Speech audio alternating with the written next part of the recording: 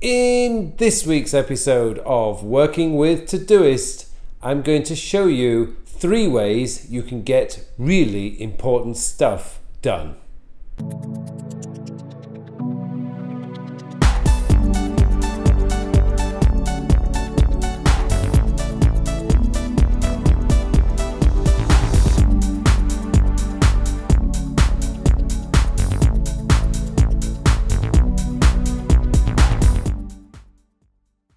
Hello and welcome to what I think is episode 122 of my Working with Todoist series. My name is Carl Pauline, and in today's episode I want to show you 3 ways on how you can focus in on the truly important stuff that needs doing that's going to take your life further forward.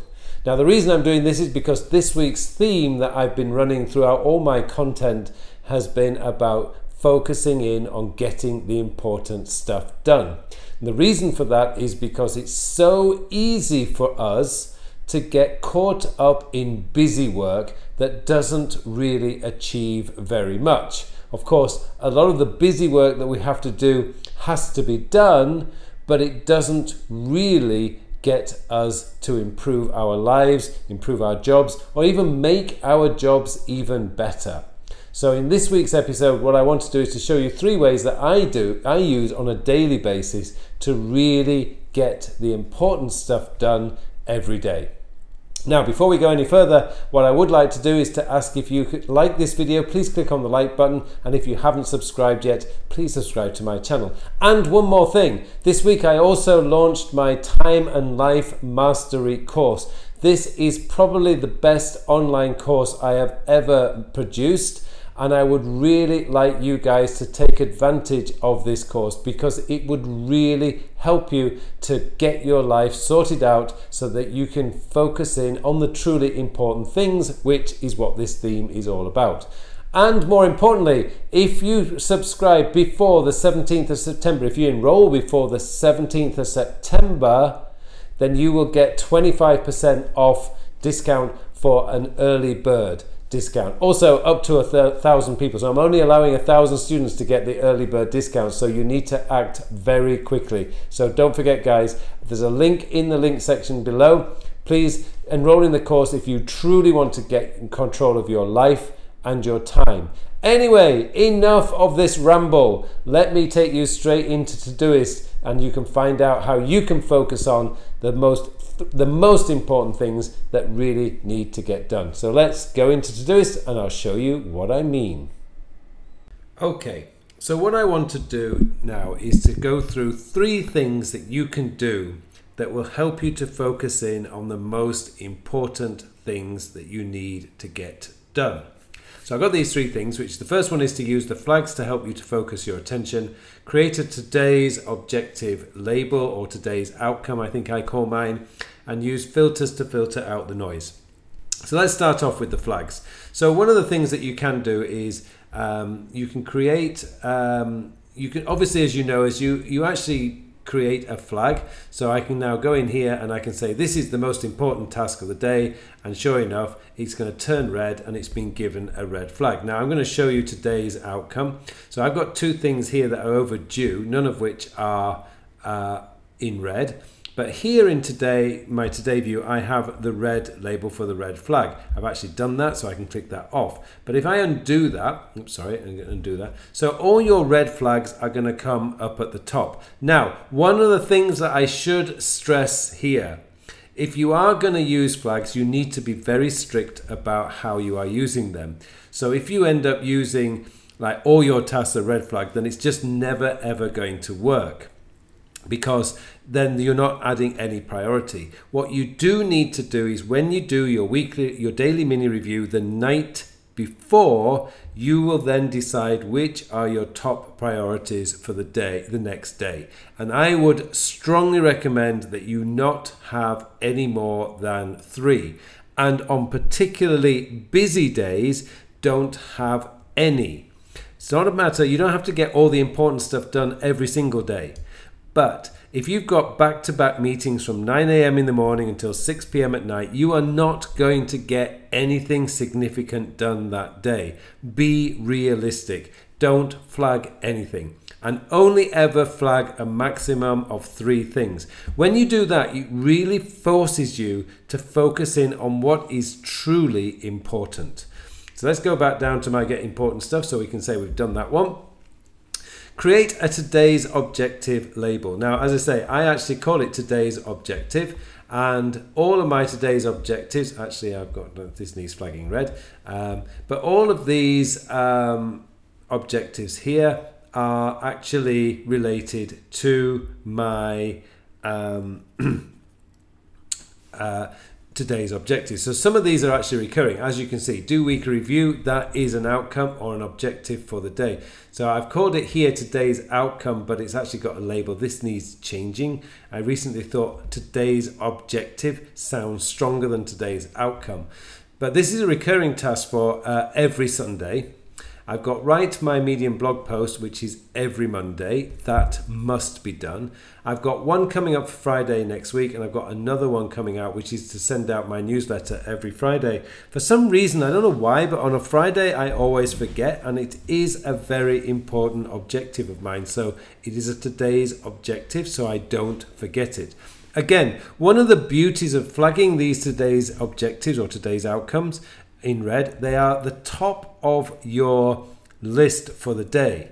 So I don't think I've got any in today. No, I haven't got any in for today. Let's have a look. Next 7 days. So you'll see where it works on Monday. So let's have a look. Monday. Well, let's have a look here. We've got one here. I've got my review, which is objectives and goals, which is a weekly, which is basically to review that label. But I've got my weekly review comes up right up at the very top. And I can switch those round. When you do your daily review, you can actually switch them round. Down here on Monday, I've already got the Monday one is in, and it's right at the top of the list. This, and because I highlight, if I go into there, I highlight it with the exclamation marks, as you can see here. So if you put two exclamation marks at the either side of the word, it really helps it to stand out in your list. And when I look at that on Monday morning, that is going to show me how everything is actually looking when I do my look at my task list for the day. So that's one of the reasons why that is a really good way of getting you to focus in on what is the most important stuff that you can do that day. The final one I want to show you is to use filters to filter out the noise. Now, I'm going to go back into my projects. As you know, if you followed this series for a while, I always recommend that you pull out your routine tasks, the tasks that don't help you to improve your life but just have to be done, and put them in their own projects folder called routines. And if you label them all routines, so as you can see, all here are all labeled routines, my daily as well, all labeled routines. The reason I do that is when I go into filters. What I've done is by schedule, if I look at this now, if I take out my routines, as you can see in my advancement one filter, which I'll show you my filter, 3 days and not routines. So all I'm interested in is the next 3 days, and I don't want any of my routine tasks in there, hence the exclamation mark. So when I click on that, and this is a filter I use almost every single day. In fact, I do every day when I am doing my daily mini review. I always look at this, and it's only for the next 3 days, and it just makes sure that I'm looking at the things that I believe will take my life a little bit further forward. So this is how I use the filters. So you can filter out the news. The noise, I should say. And again, even in my weekly planning, I've taken out all the routines, because the routines I've made the decisions on. So I can take out all those tasks and just focus. In fact, actually, advancement and weekly planning is really much the same, although except the weekly planning is a little bit longer. So those are the things that I really wanted to show you about basically how to get the important stuff done.